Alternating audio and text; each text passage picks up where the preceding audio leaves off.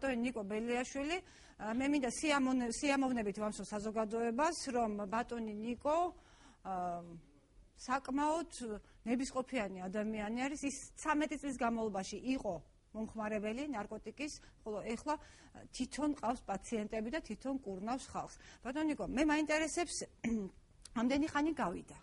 ამდენი ხანი თქვენ ხართ სუფთა. მე მგონი სწორად გამოვთქვია რა. ერთხელ მაინც თუ ყოფილა შემთხვევა, რომ თქვენ მოგინდათ ისევე ნარკოტიკისკენ დაბრუნება? საღამოშვიდობისას უყურებს მოგესალმებით.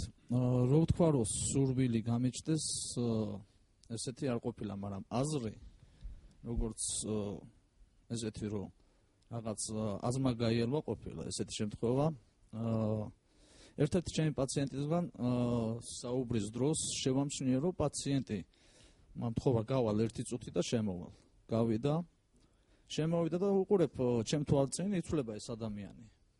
ვეუბნები, შენ იხმარე, ქონდა სადღაცა დამავლი, თავიდან უარყოფ და შემდგომ გამოწყდა, ამომიღო შპრიცში სუბოტექსი გახსნელი, თვითონვე ამოიღო რამდენიმე ხნის მერე და მომცა.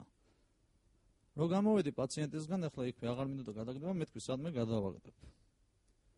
მანქანა გავაჩერე, წყნეთიდან ჩამოვდივარ, მანქანა გავაჩერე, ამოვიღე შპრიცი და უცბად თავში ესეთმა აზმა გამიელვა. ნეტავ რა кайფი აქვს სუბოტექსს. ასიამოვნება, იმიტომ რომ სუბოტექსი მე არასდროს არ გამისინჯია. რო შევატყვე, თავში ამაზმა გამიელვა უცბად ზაფხულის პერიოდი იყო და თვალები წავიდა ავტომატურად ვენებისკენ. უბრალოდ მე შემიძლია რაღაც დონეზე ამ აზრების არ გავაღვიო და უცბად ვიავიღე, ჩემ თავს უთხარი, ნიკო, რას ფიქრობ? ეს აზრი ყოველთვის იქნება. ამას ვერ მოიშორებ ვერანაირად, რაც არ უნდა აეცადო, აზმა შეიძლება გაგიელვოს, მაგრამ ავდექი უცბად მოვხადე თავი და გადავასხი. ამით დამთავრდა ეს ჩემი აზრი. დიახ. თორე სურვილი, როგორც რომ ისე გამიჩნდეს სურვილი და გავიხსენო სიამოვნების გრძნობით, ესეთი რაღაცა ჩემ ცხოვრებაში არ ყოფილა. მე უბრალოდ მინდა დაუბრუნდე იმ ძველ თემას, რომელიც აქ იყო, რაც ჯარიმებთან დაკავშირებით. ბატონო? ჯარიმებთან დაკავშირებით და დაკავებასთან დაკავშირებით.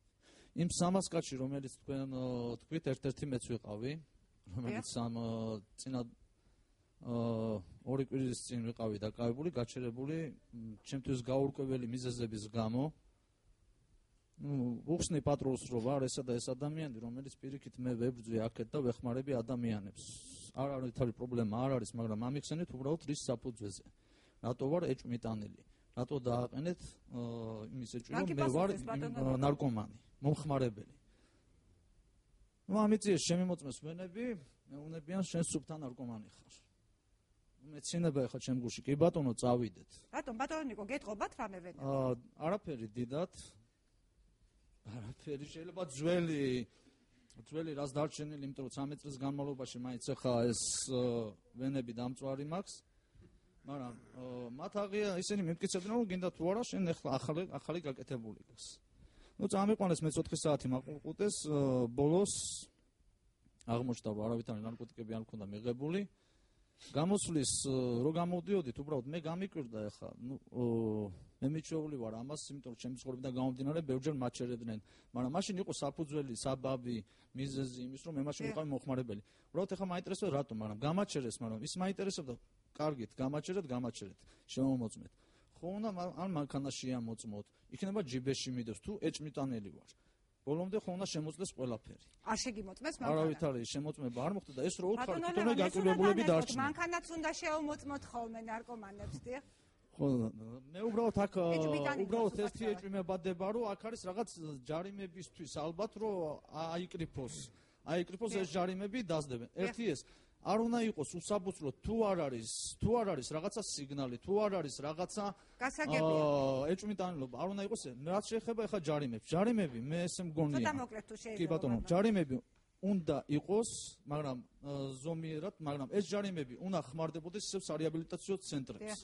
შექმნას. უნდა ხმარდებოდეს თუ არა ჯარიმები. შეიძლება ჯარიმებს თუ ვერ იხდიან, დიდი ბოდიში 1 წუთი კიდე ერთი გამოსავალი, ჯარიმებს თუ ვერ იხდიან, ადამიანები თუ არ არიან გადახდის საშუალება არ აქვს, შეიძლება იძულებითი მუშაობის მეშვეობითაც მათ გავაკეთებინოს. ეს ჯარიმები გადავახტევინოს. კი ბატონო.